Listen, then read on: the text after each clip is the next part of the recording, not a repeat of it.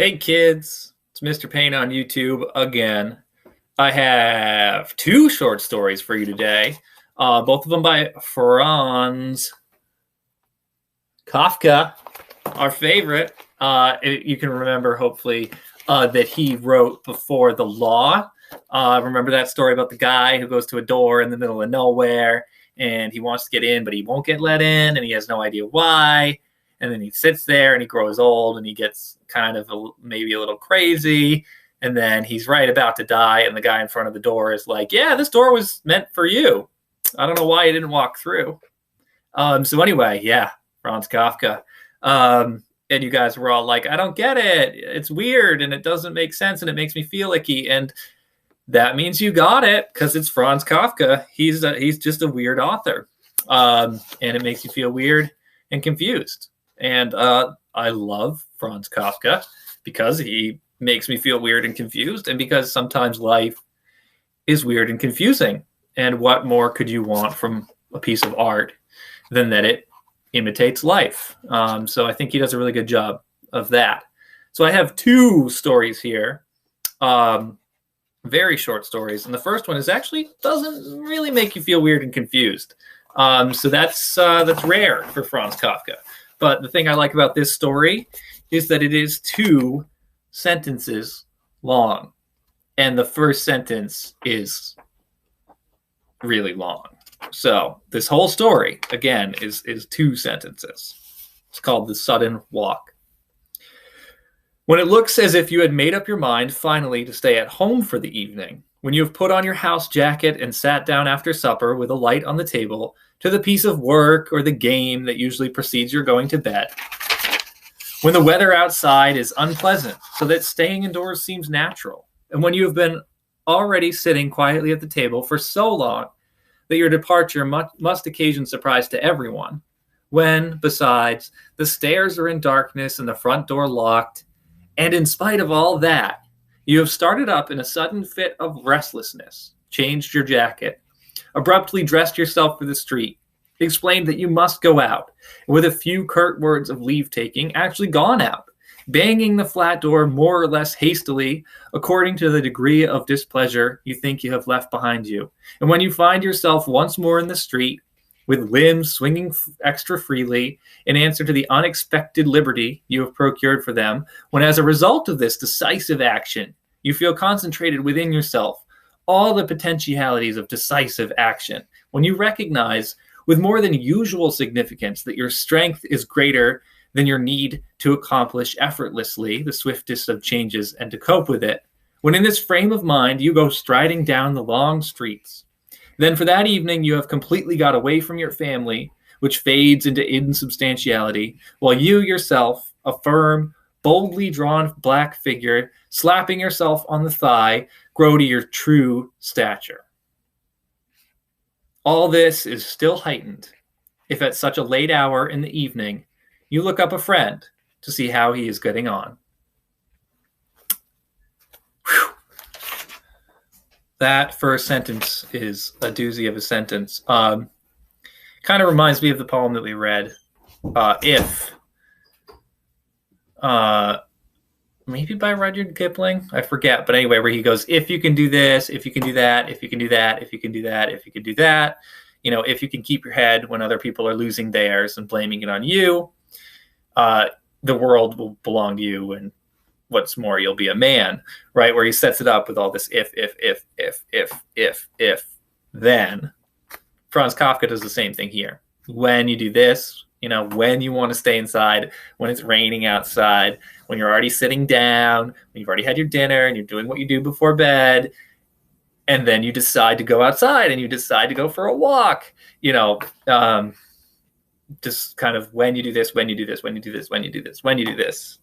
And then at the end, he says, it's great to get out, and it's even better if you look up an old friend and go by their house in the middle of the night and say, hey, I'm here. What's up?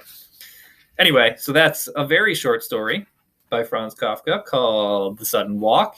And I'm going to do another very short story, this one frustrating and confusing because it's Franz Kafka, called An Imperial Message. The emperor so the story goes, has sent a message to you, the lone individual, the meanest of his subjects, the shadow that has fled before the imperial sun until it is microscopic in the remotest distance. Just to you has the emperor sent a message from his deathbed. He made the messenger kneel by his bed and whispered the message into his ear. He felt it to be so important that he made the man repeat it into his own ear. With a nod of the head, he confirmed that the repetition was accurate. And then, before the whole retinue gathered to witness his death, all the walls blocking the view had been broken down, and on the wide, high curve of the open stairway stood the notables of the empire in a circle. Before them all, he dispatched the messenger. The messenger set off at once, a strong, indefatigable man, thrusting out now one arm, now the other. He forces his way through the crowd. Where he finds obstacles, he points to the sign of the sun on his breast. He gets through easily, too, as no one else could. Yet the throng is so numerous, there's no end to their dwelling places. If he had only a free field before him, how he would run, and soon enough you would hear the glorious tattoo of his fists on your door. But instead of that, how vain are his efforts. He is still forcing his way through the chambers of the innermost palace. He will never get to the end of them. And even if he did, he would be no better off. He would have to fight his way down the stairs. And even if he did that, he would be no better off. He would still have to get through the courtyards. And after the courtyards, the second outer palace enclosing the first. And more stairways and more courtyards and still another palace. And so on for thousands of years. And did he finally dash through the outermost gate, but never, never can that happen, he would still have the capital city before him, the center of the world, overflowing with the dregs of humanity. No one can force a way through that, least of all with a message from a dead man. But you sit by your window and dream it all true when evening falls. End of story. What does it all mean? Who knows? I don't know. Franz Kafka is a confusing guy. I mean, so he's telling a story about someone sitting by their window, right? And dreaming, kind of daydreaming, thinking up a story in their head. And they're thinking, I wonder if the emperor has sent me a message, right? Like, I wonder if the president has sent me a message. And there's a secret messenger, right? It was right before he died. And there's a secret messenger who's been sent to me. And he's just not making it. Like, he's trying his hardest, but there's like thousands of people in the way, and he just can't make it here. And he's never going to make it here. End of story. How confusing and pointless. Like, what a thing to daydream about, right? That you have this really important message coming to you from a really important person that will never get to you. What an odd thing to think of. And that's that. Franz Kafka, my goodness. By the way, he writes an entire story. Franz Kafka, my goodness. I just love Franz Kafka because of how weird and confusing his stories are. He writes an entire story, which if you stay at Coney, you will read in high school, called The Metamorphosis. And it's about a normal businessman. Regular business, normal dude, wakes up in the morning, goes to work every day, who wakes up in the morning one day and finds out that he's been transformed into a giant insect. Yep.